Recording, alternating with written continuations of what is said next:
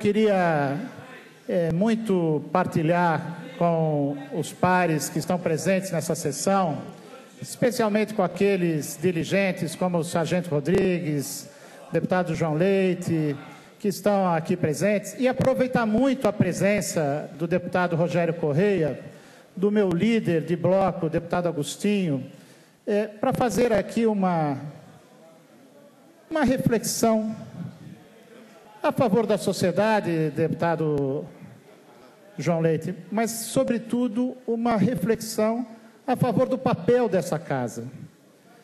Nem sempre acompanhar a opinião pública significa estar em sintonia com os melhores interesses da nação ou da sociedade.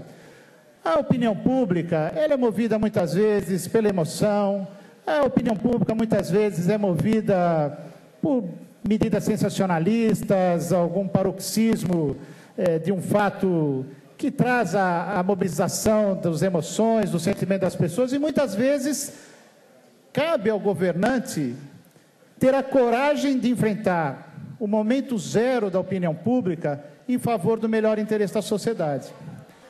Mas isso, presidente Eli, deputado Rogério Correia, isso é exceção.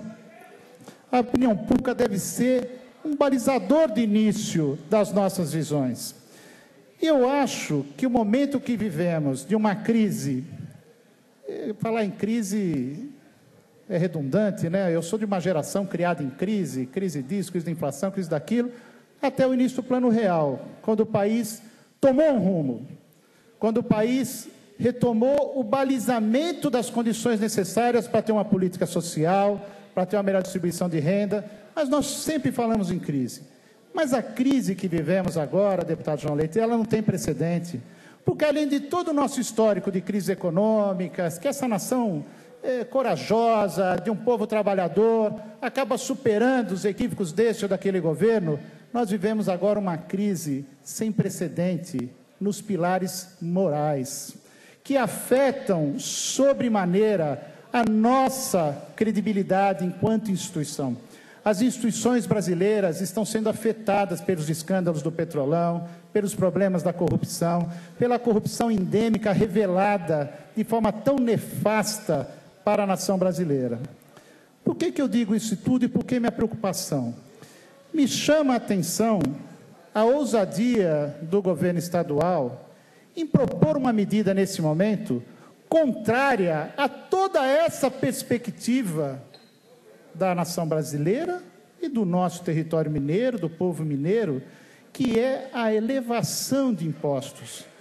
No momento em que fica reveladas as nossas mazelas, sejam elas por incompetência, mas fundamentalmente as nossas mazelas do ponto de vista que corroem o tecido moral da organização pública, não há como pedir para o cidadão mais sacrifícios. O governo federal comete essa insanidade que eu tenho certeza que o Congresso Nacional vai rejeitar. O presidente Dilma não tem essa base no Congresso Nacional e a população não vai permitir novas alíquotas de imposto. Deputado Rogério Correia, Vossa Excelência, que tem tido muita gentileza sempre com esse parlamentar de primeiro mandato, destacar para Vossa Excelência, chamar a atenção, CPMF sequer é para a saúde, vamos acabar com esse papo furado também. A CPMF está sendo resgatada porque é um imposto simples de se aplicar, mas essencialmente para tapar buraco, é para a Previdência, sequer vai ser recurso para a saúde. E eu tenho certeza que a nação brasileira irá recusar e o Congresso Nacional.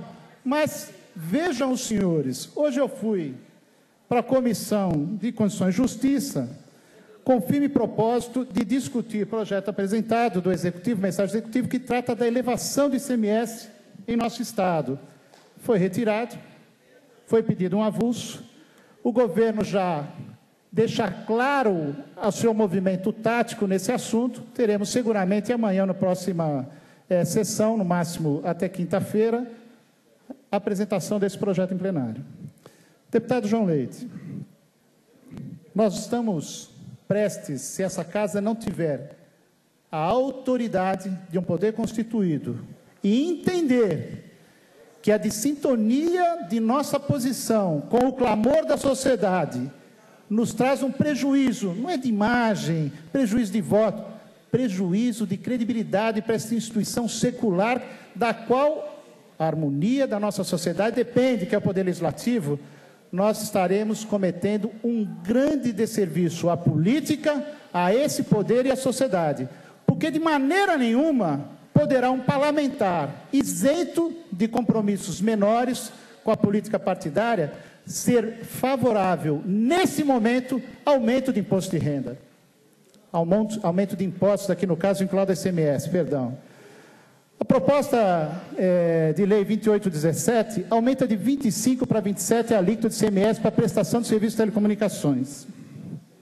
Parece que é barato, né? Nosso minuto é o mais caro do mundo de telecomunicações, principalmente celular, mas vamos aumentar mais um pouco. Aumenta de 18 para 25 a alíquota de ICMS para o consumo de energia elétrica. Esse, inclusive, com uma contradição flagrante em relação ao discurso de campanha. Mas, para piorar, aumenta em determinados segmentos, e pasmem, de transporte, até das entidades civis e entidades filantrópicas, as nossas santas casas, deputado Noraldino, vão pagar um pouquinho mais de energia elétrica. Já fazem caridade, né? O SUS já não paga o que é correspondente aos custos, mas nós vamos aumentar um pouquinho mais o ICMS da conta de energia elétrica, que é um uso intensivo pela saúde. Aumentará o ICMS da iluminação de instalações de uso comum, das rodovias, dos semáforos, outros serviços de atividade. Prorroga o malfadado 2% de ICMS do Fundo de Pobreza, que foi prometido que tinha data para acabar em dezembro desse ano. A proposta prorroga para 2019. Retira a isenção de PVA dos veículos off-road. Sabe o que é isso? Não é o off-road do Playboy, não. São os veículos da mineração, os veículos da agricultura, os pequenos tratorzinhos, quadriciclos do pequeno agricultor. É isso, deputado Noraldino. É desse jeito que nós vamos ajudar a sociedade mineira? Será que está dando a parte? Aumenta os impostos em vigor em 16 e parcela o PVA nas publicações. Promove um ajustamento técnico da cobrança e faz um proselitismo. Eu queria alertar a sociedade de que vai estar no rádio, o pior é gastar dinheiro com isso, de que está aumentando a tarifa social da CEMIG. Não está. A tarifa social da CEMIG, meus senhores, que hoje ela está baseada em 3 kWh, vai passar a partir do grande benefício do governo Pimentel para 3 kWh. É esse o aumento. Mas que engodo é esse? Está se fazendo uma correção que merece o nosso aplauso, porque muitas vezes essa tarifa era prejudicada, essa média, por um atraso de leitura. Corrija esse problema. Mas isso é menos de 1% da tarifa social, não muda significativamente nada. É pura propaganda enganosa. Eu tenho uma particularidade, né? Como primeiro mandato, já são muitas vicissitudes de um parlamentar de primeiro mandato, mas eu, em especial, fui governo, não governo da base política, eu fui governo executivo. Eu tenho, deputado Gustavo, procurado me isentar de alguns debates, até por uma dimensão ética. Muitas vezes os companheiros da oposição falam assim, mas você não vai falar, você não vai falar. Sabe por que às vezes eu não falo? Nós temos a obrigação, e ter a serenidade, quem conhece as dificuldades do executivo, de ser mais parcimonioso, talvez, na crítica. E eu, por uma dimensão ética, tenho me reservado muito em assuntos relativos às ações do Executivo, que merecem sempre a nossa credibilidade no sentido da direção, da boa intenção com a sociedade. Mas nesse assunto, eu me reservo fazer uma fortíssima crítica, porque nós estamos falando do papel do Legislativo. Nós estamos falando de um poder essencial para a República. Nós estamos falando de uma classe política essencial. A política, que tem tantos problemas, só melhora com a política.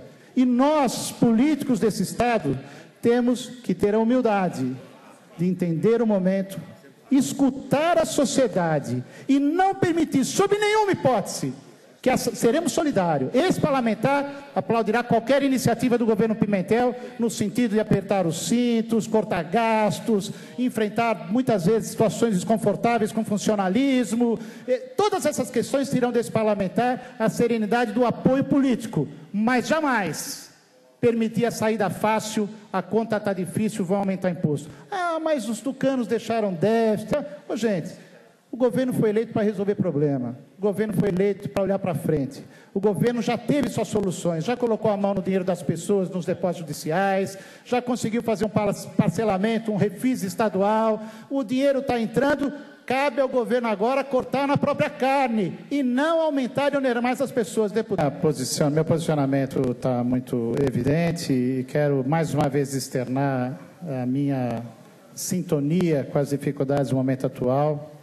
O governo estadual, como toda a sociedade, é atravessado por uma crise fiscal gravíssima, multifatorial, e existirão momentos que essa casa, oposição e situação, vai ter que se alinhar com o governo, porque nós não fazemos um exercício parlamentar buscando os holofotes ou buscando a criticidade do quanto pior, melhor. Nós fazemos um exercício do mandato a favor de Minas, a favor da sociedade mineira. E eu tenho certeza que o governo vai ter a nossa solidariedade e vai precisar da solidariedade dessa casa em muitos momentos. Difíceis na questão do funcionalismo, na questão de gratificações, na questão de expansão de quadros e tantos outros, paralisação de investimentos, e jamais haverá proselitismo ou qualquer discurso falso e panfletário sem reconhecer as dificuldades do governo. Mas, nesse momento, o governo Pimentel, que já colocou a mão no dinheiro das pessoas através do depósito judicial, medida que claramente vai trazer problema no futuro para o próprio Estado. Governo que já conseguiu, com o apoio dessa casa, fazer um refis e colocar mais dinheiro nos seus cofres. Não pode lançar mão, antes de medidas internas, de corte de gastos, de limite de gastos, não pode, de criação, criou estruturas de revisão do que chamou de reforma administrativa, não pode de forma nenhuma colocar a conta na canga da sociedade mineira. Muito obrigado, senhor presidente.